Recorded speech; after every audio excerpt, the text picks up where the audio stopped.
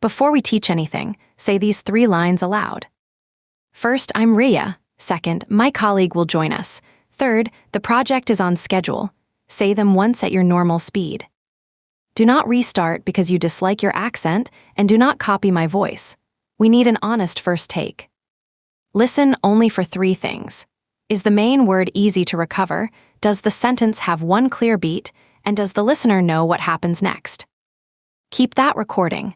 At the end, you will use the same 3 lines for a fair comparison. Clear speech is not an imported accent.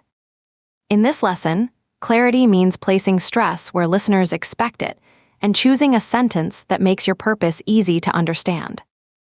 Imagine 2 layers. The first layer is the word, which syllable carries the strongest beat. The second layer is the job of the sentence.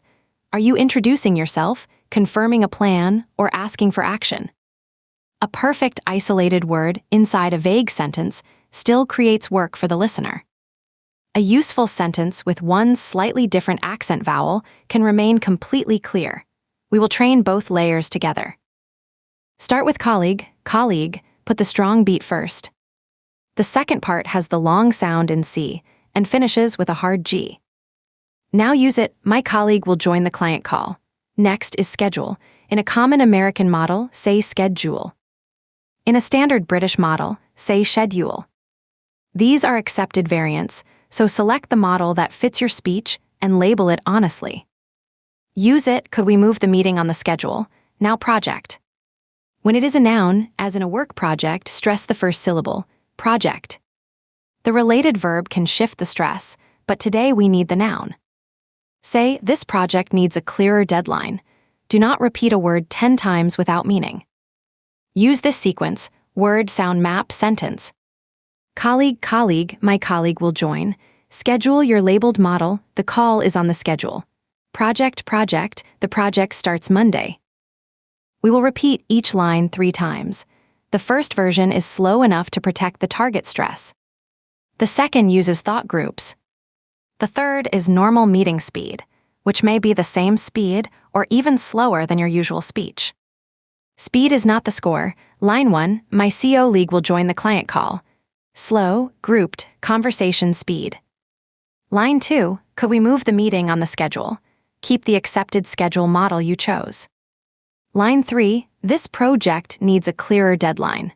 Do not punch every capitalized word. The capitals only show the strongest information beat. If the sentence becomes rushed, return to the grouped version rather than squeezing the vowels.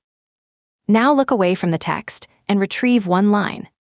Retrieval matters because a meeting will not place a pronunciation card in front of you. Hierarchy begins like high, hierarchy. Keep the opening strong and the next sound light. Say, the approval hierarchy is shown in this chart. If the full word feels heavy, build it from the back, rarchy, ararchy, hierarchy. Then return immediately to the sentence. Data needs a different kind of lesson. Data, and other labeled accent forms are established. The correction is not, everyone must copy 1 vowel. The clarity skill is consistency and context. If your team uses 1 established form, you may choose it for ease, but another established form is not evidence of weak English. Say, the data supports our recommendation. Keep data prominent because it carries the evidence in that line. Here is the 5-word retrieval chain: colleague, schedule, project, hierarchy, data. I will show the workplace meaning, not the word. Coworker. Calendar plan, piece of work, approval levels, evidence set. Say the word before it appears. A useful workplace introduction has 4 possible cards: name, role, current priority, and 1 useful question. You do not need all 4 every time. For a first meeting, try this. I'm Ria and I work in customer support. I'm reviewing our response times this week. What would you like me to prioritize? Notice what we removed. We did not begin with myself, Ria. In broad international English, use I'm Ria or my name is Ria. We did not say I am working as when describing a stable current role. I work in customer support is shorter. We did not ask a generic any work for me. We asked for a priority which the manager can answer. Now build yours.